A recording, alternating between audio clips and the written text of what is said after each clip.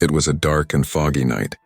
In the small town of Shadow Valley, the shadows grew longer, and there was an unsettling silence that enveloped the place.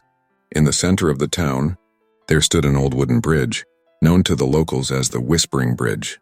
It was said that whoever dared to cross it after dark would never return the same.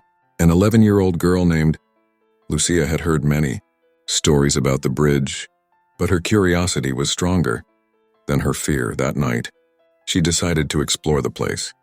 She sneaked out of the house, lighting the way with a trembling little lantern in hand. As she approached the bridge, she stopped and watched as the fog danced around her. She heard a whisper that seemed to come from the depths of the abyss. "Go back home," a faint, distant voice said.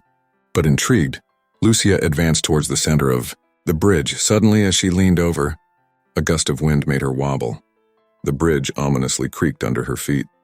She tried to hold onto a wooden post, but it was covered in moss and slipped. With a muffled scream, Lucia fell into the dark river below. The cold water enveloped her, taking her to the depths. When she emerged, terror engulfed her.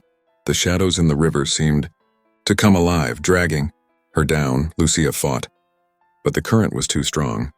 She finally passed out. She woke up on the shore, under the pale light of the moon. She felt strange, as if something had broken inside her. She stood up but couldn't remember how she got there. She decided to go back to the bridge, as if it had called her. As she crossed again, she felt the bridge vibrating under her feet.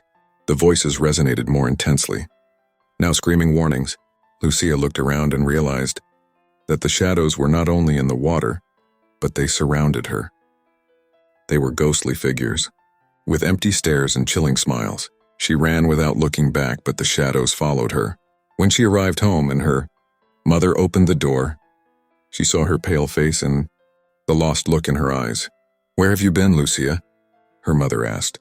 "I've been at the bridge," the girl replied, but something in her voice had changed. It no longer sounded like her.